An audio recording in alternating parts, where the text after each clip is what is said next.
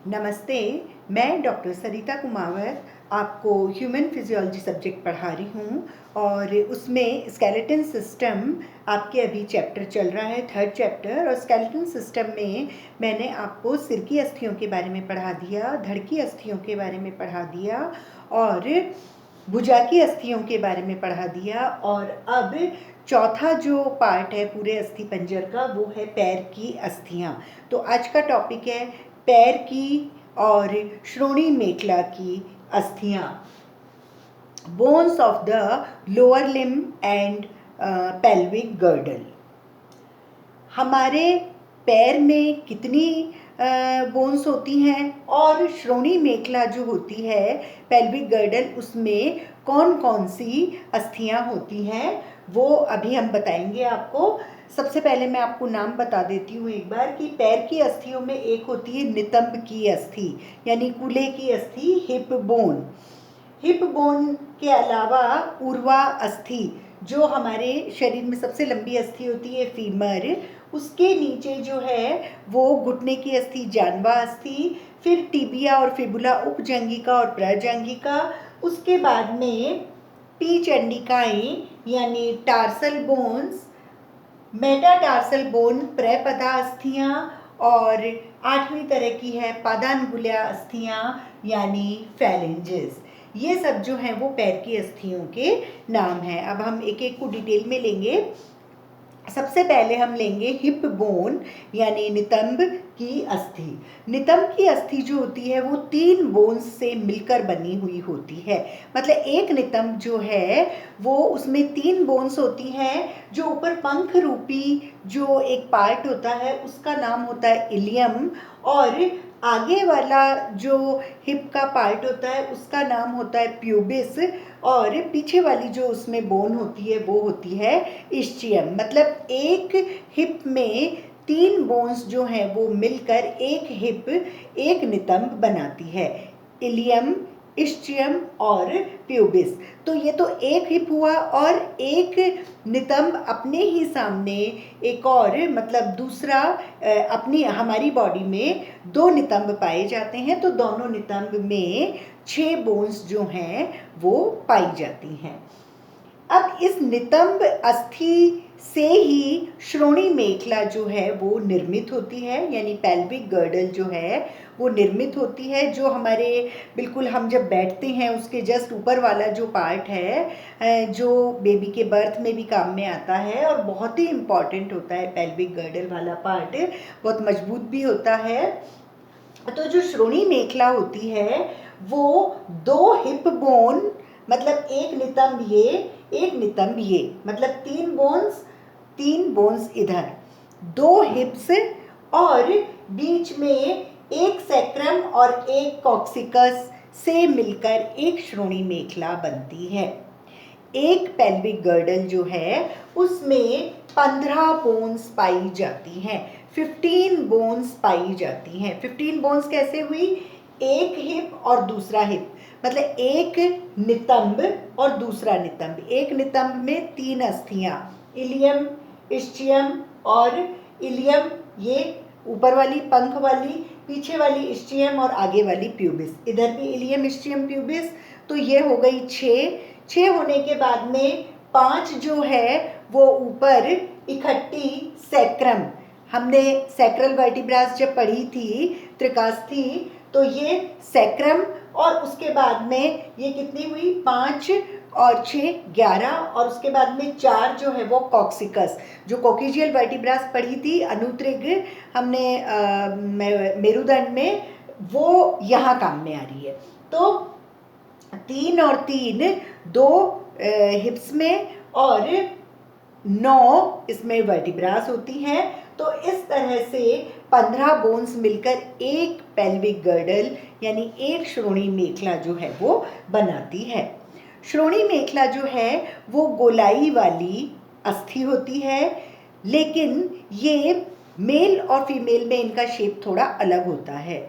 जो मेल होते हैं, जो पुरुष होते हैं, उनमें ये थोड़ी तिकोनी होती है।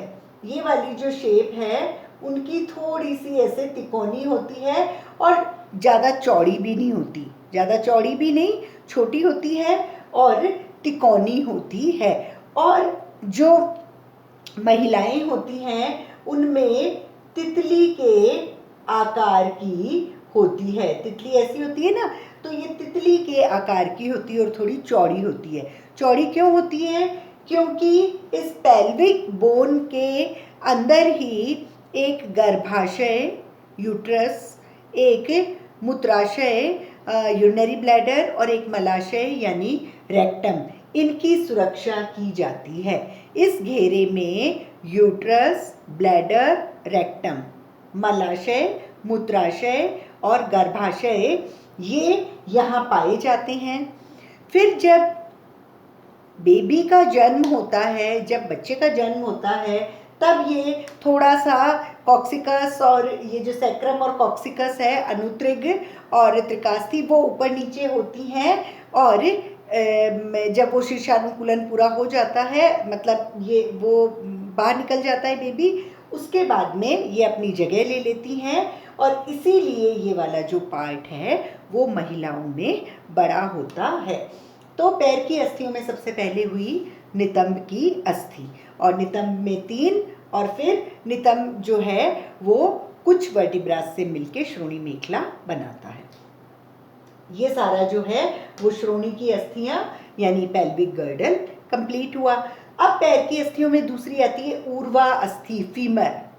फीमर जो होती है, आप चित्र में भी देखेंगे कि शरीर की मतलब लंबी अस्थि होती है और शरीर की सबसे लंबी अस्थि होती है। अगर आप देखेंगे कमर से लेके और घुटने तक की जो सब लंबी अस्थि है, वो सबसे ज़्यादा मजबूत और लंबी अस्थि जो है वो ऊर्वा अस्थि यानी फीमर होती है। फीमर में एक तरफ आप देखेंगे गोला सा बना हुआ है, जैसे बॉल एंड सॉकेट जो होते हैं ना, तो ये जो है वो कहाँ अटैच हो जाता है, इसमें श्रोणि मेखला में चला जाता है और फिक्स हो जाता है, जिससे कि अगर हम पैर को बाहर निकाल के घुमाना चाहें, कुछ भी करें, तो ये इजीली हो जाता है। जैसे हाथ में ह्यूमरस जो है उसका गोला उसमें अंशफलक में चला गया था, तो हम हाथ को कितना भी आगे पीछे ऊपर नीचे घुमा सकते हैं। वैसे ही फीमर में भी ऊपर वाला जो ये गोला है, गोल वाला सिर, ये पेल्विक गर्डल में चला जाता है।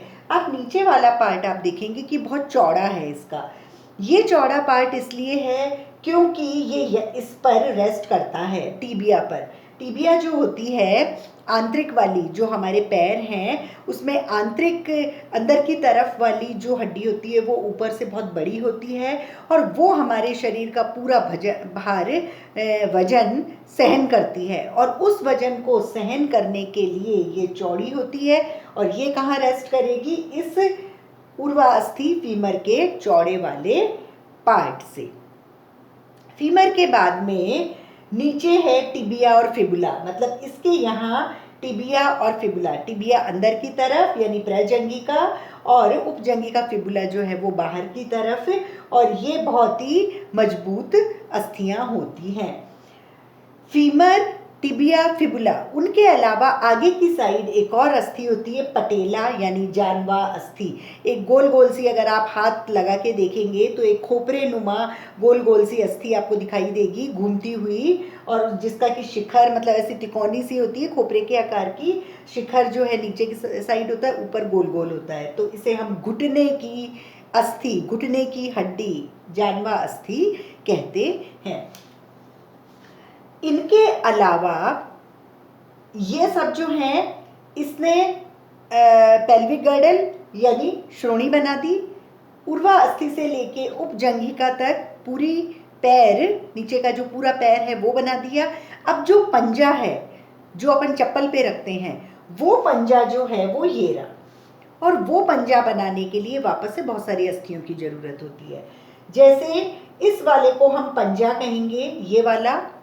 तो छठे प्रकार की जो अस्थियां होती है पैर की, वो होती है पी चंडिकाएं यानी टार्सल बोन। हथेली में कार्पल बोन थी, यहाँ टार्सल बोन। पी चंडिकाएं याद नहीं रहती है, टार्सल लिख सकते हैं। तो टार्सल बोन, और टार्सल बोन आप कार्पल में देखेंगे कि जो हथेली में 8 थी, 4 और 4 आधी हथेली बना देती है, लेकिन आधी हमारी एड़ी वाला भाग, पीछे पीछे का भाग जो बनता है वो 7 पी चंडिकाओं से, 7 टार्सल बोन्स से ये बनता है। पीछे का भाग 7 टार्सल बोन्स बना देती है। उसके बाद में जो पंजा है उसके आगे वाला भाग है उसमें 5 मेटाटार्सल बोन्स होती हैं, प्रपदा अस्थियां होती हैं। जैसे हाथ में ऊपर जो थी वो मेटाकार्पल, यहाँ कार्पल, यहाँ मेटाकार्पल, यहाँ 8, यहाँ 5। और जो पैर का पंजा है उसमें पीछे टार्सल 7, मेटाटार्सल 5 बोन्स होती हैं। ये पूरा पंजा बन गया। पंजा बनने के बाद में उंगलियां होती हैं, पैर में भी उंगलियां होती हैं जैसे अपने हाथ की उंगलियां हैं। तो इन उंगलियों में भी 14 यानी 14 अस्थियां पाई जाती हैं। 14 अस्थियां कैसे होती हैं? हर उंगली में 3 3 3 3 होती हैं चारों में, और जो 5वां अंगूठा होता है उसमें सिर्फ 2 ही होती हैं। हाथ में भी 2 ही होती हैं, पैर के अंगूठे में भी 2 ही अस्थियां होती हैं। और इन उंगलियों को, चूंकि पैर की उंगलियां हैं, हाथ की उंगलियों को हम अंगुल्या अस्थियां कहते हैं, इंग्लिश में फैलेंजेस कहते हैं, और पैर की उंगलियों को भी फैलेंजेस कहते हैं, लेकिन पैर की है तो पादांगुल्या अस्थियां कहते हैं। वापस से आज जो पढ़ा है उसको मैं रिपीट कर देती हूँ कि पैर की अस्थियां और श्रोणी की अस्थियां, पैर की अस्थियों में कई सारी अस्थियां पाई जाती है, जिसमें श्रोणी की अस्थियों में स्पेशली नितंब अस्थि होती है। नितंब अस्थि यानी कूल्हे की अस्थि, और एक एक कूल्हा 3 अस्थियों से मिलकर बना हुआ होता है, और उसमें एक नितंब में ऊपर पंख रूपी भाग इलियम, आगे प्यूबिस, पीछे इस्चियम, 3 पार्ट्स होते हैं। एक नितंब और 2 नितंब आपस में आमने सामने रह के, और बीच में सैक्रम और कॉक्सिकस, अनुत्रिग, त्रिकास्थि और अनुत्रिग नामक कशेरुकाओं के साथ ये पंख रूपी एक पार्ट बनाती हैं, जिसे हम श्रोणी मेखला कहते हैं। श्रोणी मेखला में 15 बोन्स होती हैं, 15 अस्थियां पाई जाती हैं। 15 अस्थियों में जो 2 नितंब हैं उनमें 6 अस्थियां हो गई, और 5 सैक्रम की वर्टिब्रास हो गई, कशेरुकाएं हो गई, और 4 जो है वो कॉक्सिकस यानी अनुत्रिक की कशेरुकाएं हो जाती हैं। इस तरह से ये 15 बोन्स, 15 अस्थियां मिलकर श्रोणी मेखला बनाती हैं। श्रोणी मेखला यानी पेल्विक गर्डल बनाती हैं। ये मेल और फीमेल में इनका शेप अलग अलग होता है। मेल में ये तिकोनी होती है, पुरुषों में, लेकिन महिलाओं में ये छोटी और चौड़ी होती है, थोड़ी तितली की जैसी, क्योंकि इसके अंदर गर्भाशय, मूत्राशय और मलाशय सुरक्षित रहता है, और बच्चे के जन्म में ये बहुत काम आती है। उसके बाद में है पैर की अस्थियों में जो सबसे बड़ी अस्थि होती है वो है ऊर्वा अस्थि, जो कि ऊपरी भाग जो है श्रोणी मेखला से जुड़ा हुआ रहता है, नीचे वाला भाग टिबिया फिबुला से जुड़ा रहता है। ऊर्वा अस्थि के नीचे 2 होती है, टिबिया और फिबुला। टिबिया बड़ी, ऊपर का भाग बहुत चौड़ा होता है, जो हमारे शरीर का वजन जो है वो वहन करता है, और अंदर जो होती है वो फिबुला होती है। और फीमर, टिबिया, फिबुला, उसके अलावा अगर आप जहाँ जॉइंट देखेंगे तो वहाँ एक गोल गोल सी अस्थि होती है, उसे हम कहते हैं जानवा अस्थि यानी पटेला। ये सब श्रोणी मेखला और पैर की अस्थियां हुई। फिर पंजे की अस्थियां, जो हम चप्पल पर रखते हैं, वो जो पंजा है, वो पीछे की जो एड़ी वाला भाग है, वो 7 अस्थियां टार्सल बोन से बनी होती है। 1 2 3 4 5 6 7 अस्थियां पीछे एड़ी वाला भाग बनाती है। फिर 5 अस्थियां जो है वो मेटाटार्सल यानी आधा पंजा आगे का मेटाटार्सल बनाती है, पीछे का आधा पंजा टार्सल बनाती है। पी चंडिकाएं और प्रपदा अस्थियां ये 7 होती हैं, ये 5 होती हैं। उसके बाद में 5 उंगलियां हैं पैर में भी, और 5 उंगलियों में मिल के 14 पादांगुल्या अस्थियां होती है। एक एक उंगली में 3-3 अस्थियां होती है, अंगूठे में 2 होती हैं, और इन्हें हम फैलेंजेस कहते हैं। ये आज का टॉपिक कंप्लीट हुआ, और अब नेक्स्ट टॉपिक हम लेंगे बोन्स, और कार्टिलेजेस में डिफरेंस, अस्थि और उपास्थि में अंतर। Thank you.